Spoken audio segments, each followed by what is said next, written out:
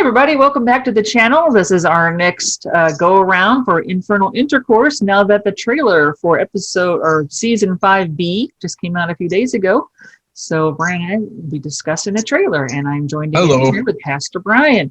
So you have your pastor and your layperson to discuss Lucifer. So welcome back, Brian. And opening thoughts on the trailer? All like 2 minutes of it?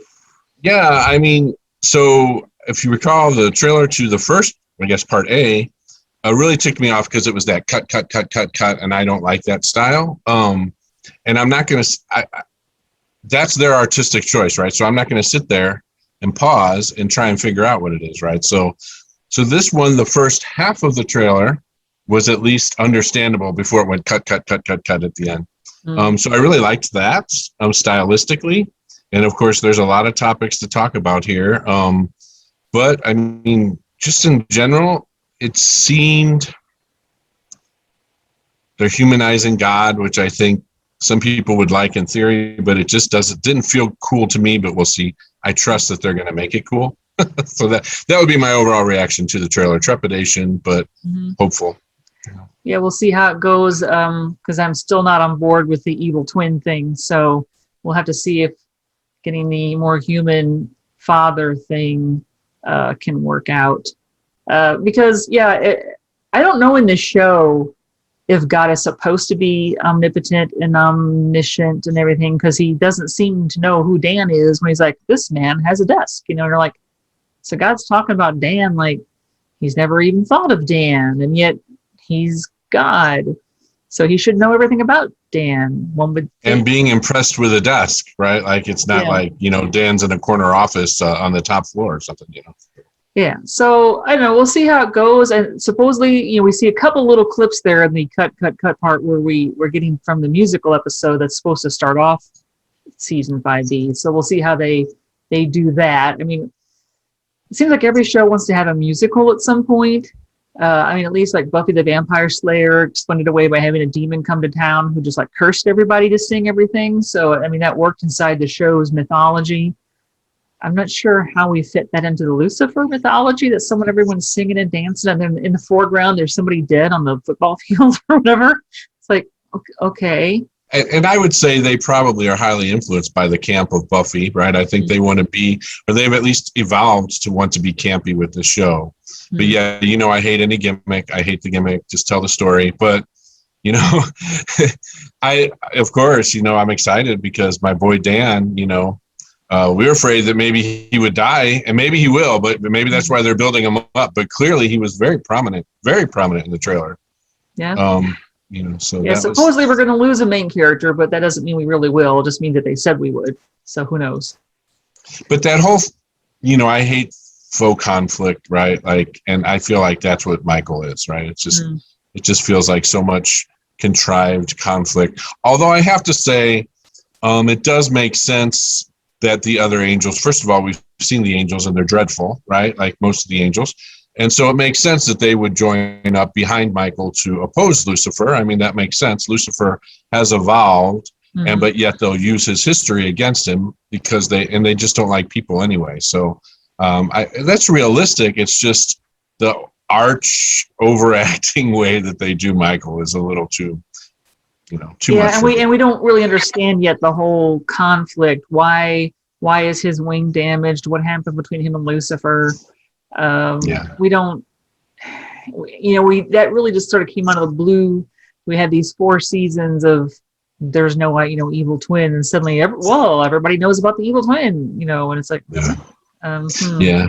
And just like I hate Lucifer whining about daddy issues, I also hate siblings. Oh, well, I hate him. He's my brother and he was bad to me. I hate all that. I hate that. Maybe they'll get around a little bit. We'll hope. Now that Dad showed up, we'll see what happens, I guess. I mean, I'm looking forward to it, but seems like there's some really big holes you could fall into trying to write those scripts. So, yeah, that dinner table could be genius, and it could be really horrible, right? Like, I mean, it's a real cliche setup there. So, I mean, I trust them. They can do good things with that, but they're going close to the flame there, in my opinion. Yeah, of course, Linda's there, and Linda's my favorite. So hopefully, maybe it'll get pulled out of the uh, won't be too bad. But yeah, so we get a part of the little cut at the end that you didn't like, and I missed it the first 2 times that I watched but one of those little fraction of a second cuts is Maze and Eve having a kiss. So obviously Eve's coming back, and she and Maze may eventually figure out a kind of relationship. We'll have to see. It's hard to tell from all those cuts if Maze is entering this fray on Michael's side or Lucifer's side. Right. We can't. Well, I was not able to determine that. Yeah, and I think where Eve falls on that will be interesting as well. I think, right? Well, we've mentioned before, it doesn't make a whole lot of sense, the afterlife in this show, because why would Eve and Adam be in heaven if we're going with the whole Adam and Eve original sin thing? You'd think they would be in hell. And then why is Abel in hell when he was the first murder victim and he was the one that God liked? And that's why Cain killed him, right? Because his sacrifice was pleasing to God. So you'd think he'd be in heaven, but he's not. So you're like, I don't really get how this afterlife works, or what the rules are. And the angels, of course, as you said, they're dreadful. I kind of get that. In a way, I kind of like it. In a way, I don't. Clearly, they've never been tasked with anything, right? They just sit around heaven and navel gaze. So they've never had to grow or, experience anything. They've never had anything at risk. They just sort of I guess, just hang out and bully each other, but that doesn't really make sense of why God would set things up like that. Yeah. And their jealousy of humanity, I think, makes sense. Like, that makes sense. I think that's a fresh take that I can go with. I'm with you, right? Like, I never thought of it that way. I think that's a fresh way to look at angels, and I like that. But yeah, I hate the whole sibling rivalry thing. That's such a overdone trope, man, very much. Yeah. Now, the whole God's retiring thing was something that I suspected way back in season 1. Not that I'm psychic or anything, but when you're looking at the main character who obviously grew up in heaven, gets cast down into hell for, we still don't know what, but apparently standing up to the man, and then lives on Earth, that's supposedly technically against the rules. So you've got one character who's lived in all realms, that can deal with demons, angels, humans, and you'd think that if God were going to retire, that's the kid you would be picking, because you've made this is the one kid who opposed you, right? And the one kid who would stand up to power, basically, and speak truth to power. And now that he's done all the heavenly, hellish earth things, he should have he's like the person who's going to take over the CEO, who was in charge of HR, who's been in charge of production, who was in charge of shipping, and was in charge of the international affairs or whatever. And so they've got that background. They know the company from the inside out and from all the departments. So it seemed to me like that was a logical way for them to go. So I'm almost surprised that they did that, because I didn't really expect to be right. But yeah, we'll see how they develop that. Yeah, the retirement is weird to me, and the whole thing where God's like, well, I can't help with this. Well, I mean, they all act like they're terrified of God, and Lucifer acts like he's been in hell because of God, but God is completely impotent in the trailer. So, and I mean, that's a good take on God, but it just is not internally consistent, in my opinion. Yeah, we've had all this, Dad's going to be mad at you, and Lucifer would be terrified, a shot, or for a reaction shot. But the same thing happened with Mom, right? When we first had that little clip of, he comes back from hell when he realizes his mother's escaped, and he's just sitting there terrified, and Amenadiel's like, what happened? And then, Lucifer says, well, someone escaped from hell. And he's obviously, afraid. And Amenadiel keeps saying, who is it? What's this terrible thing? And finally it's like, well, Mom's gone, Lucifer, who escaped hell?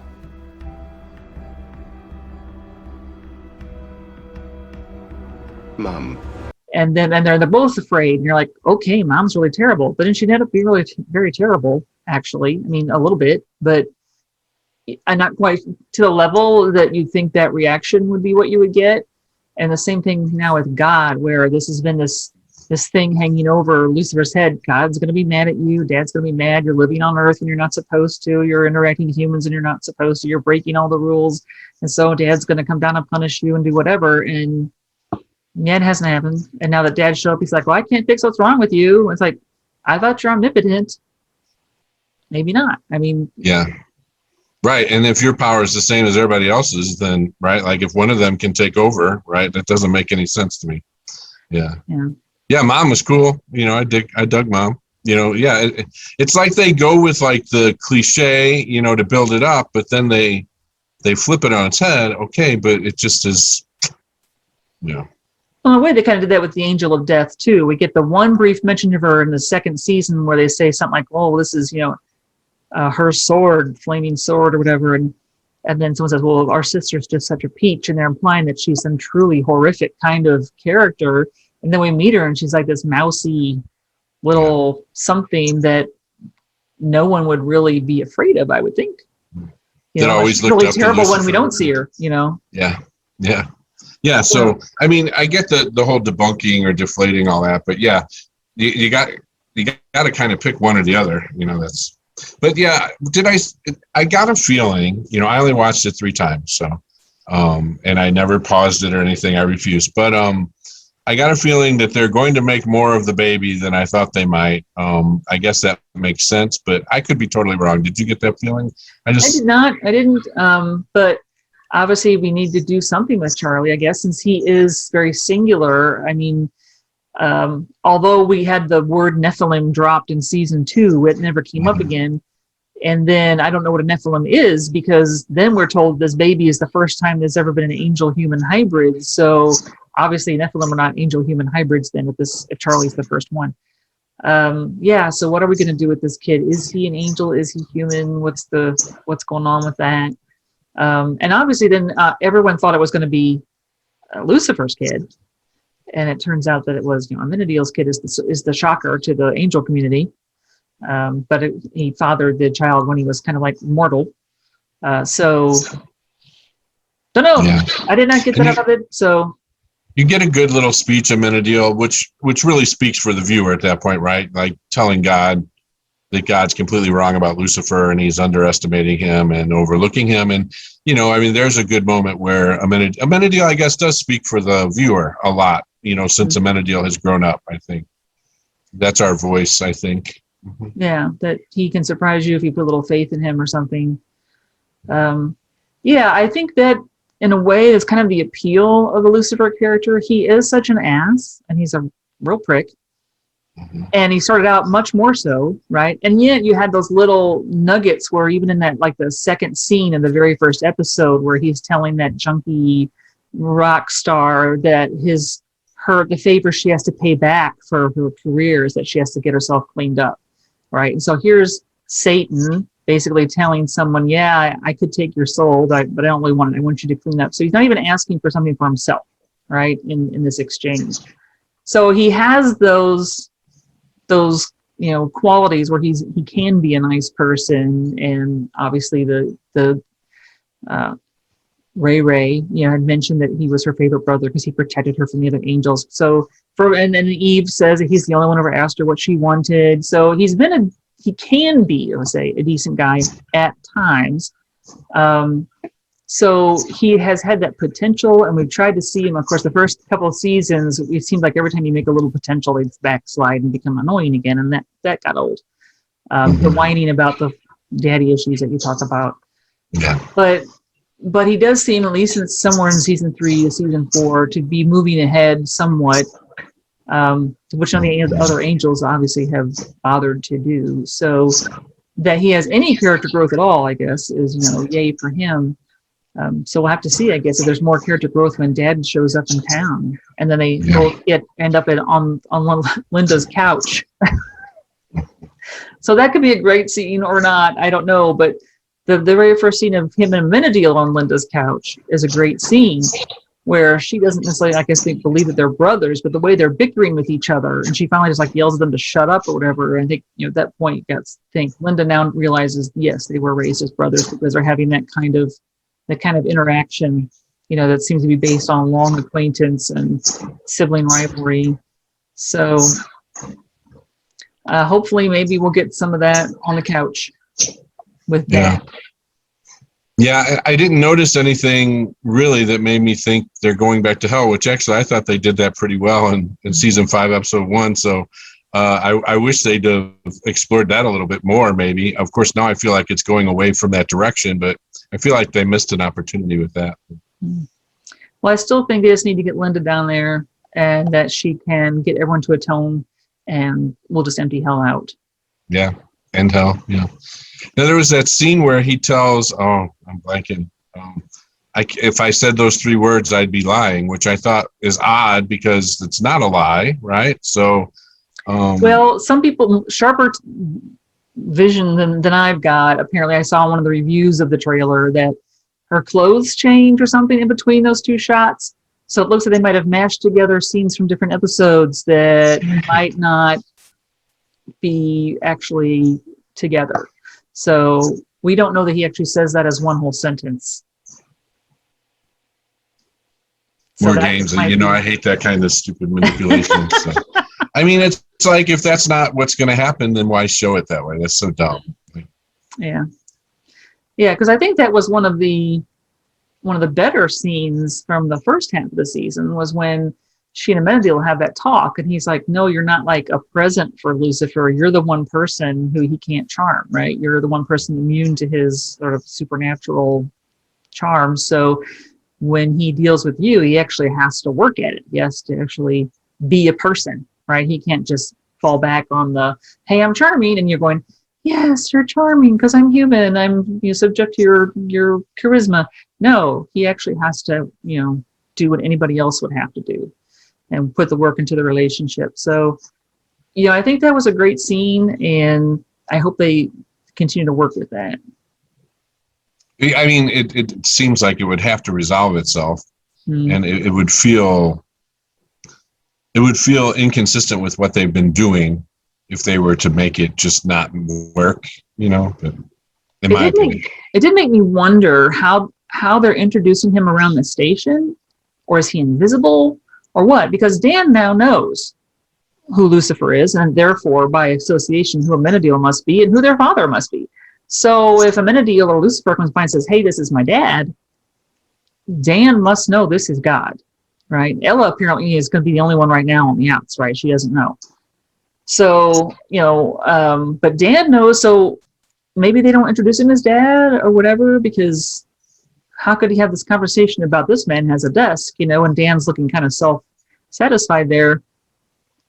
But you'd think that if he knew this was God, that he'd be reacting in a different way. But, maybe he knows it's God, but it's like 4 or 5 episodes in. I don't know. We don't know from the trailer, but yeah, Dan's reactions have been a little odd because, he's afraid of Lucifer. Then he doesn't seem to cotton on to the fact that Maze, if she's a demon, she's really a demon. She says she is one. And he doesn't seem afraid of her. It's like, so you're afraid of one, but the other one you're just like, yeah, whatever. Hollywood writers drive me crazy, but this series tends to pull out some good work, even in spite of cliches and contrived conflict and things like that. So let's just wait and see. But I feel like sometimes they complicate things into themselves into a corner. So I hope not. Yeah, let's hope so. Okay, so everybody, if you saw the trailer, I'll put a link in the description in case you haven't. I'm sure that you have. It says that the second part of season 5 is dropping on May 28th, and if Netflix does what they usually do, that means they'll just drop the whole set of, I think, 8 episodes. So you will have the option of just binging those on the 29th of May. And so obviously then Brian and I will probably be binging some of those too when we can, and we'll get back to talk about some of those episodes. So in the meantime, if you like this episode or the channel in general, please hit the like and subscribe buttons and the little bell notifications so you know when I put up more videos, and certainly share this around so the algorithm knows that I exist. That would be great. And we'll see you next time. And tell us what you are looking forward to in the comments. Yeah. Definitely leave some comments. Let us know what you're thinking. All right. See you next time. Bye-bye. Bye-bye.